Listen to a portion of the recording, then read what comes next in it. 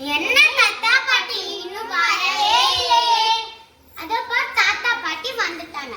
தாத்தா பாட்டி அவர்களே, மிக நன்றி குழந்தைகளே.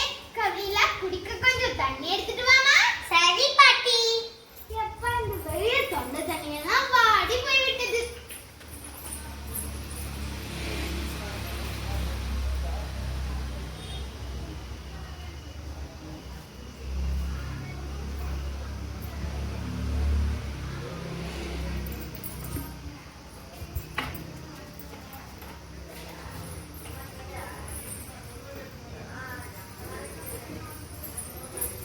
பாட்டி புதி சொல்லவே இல்லையே. நான் சொல்வதற்கு முன் நீங்கள் மூவரும் அமருங்கள். சரி பாட்டி.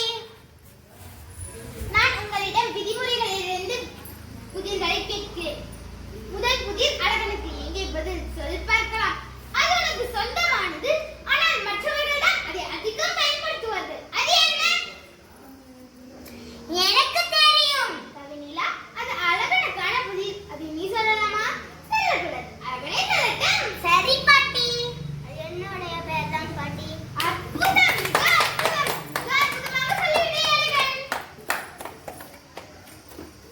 அடுத்த புதிர் நான் கேட்கிறேன். கவினிலா பதில் கூற வேண்டும். சரியா? சரி தாத்தா.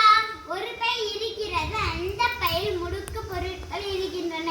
இனி எந்த ஒரு சிறிய பொருளை போட வேண்டும். பையில் இடமில்லை. அந்த பையில் நீ ஒன்றை போட வேண்டும். பையில், ஆனால் பையில் சிறிது கூட எடை கூட கூடாது. நீ எதை போடுவாய்?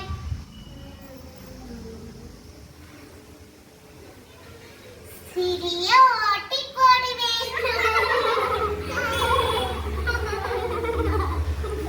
பாட்டி, எனக்கு எளிதாக புதிர் கேளுங்கள். அப்படியே ஆகட்டும்.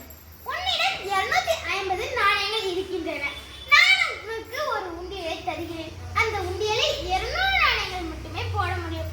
காலியான உண்டியலில் ஒவ்வொன்றாக எத்தனை நாணயம் போட முடியும்? இது புதிர் போலவே இல்லையே பாட்டி. 200 நாணயங்களை போட முடியும். இருங்கள் பாட்டி, நீங்கள் கேட்பதில் ஏதோ பொருள் இருக்கும். காலியான உண்டியலில் எத்தனை நாணயம் போடுவாய் என்று தானே கேட்டீர்கள். இதை சிந்திக்காமல் பதில் கூறிவிட்டு ஒரே ஒரு நாணயத்தை போட்டவன உண்டியல் காலியாக இருக்காதே. அதனால் ஒரு நாணயம் என்பதுதான் விடை. சரியா பாட்டி? அற்புதமாக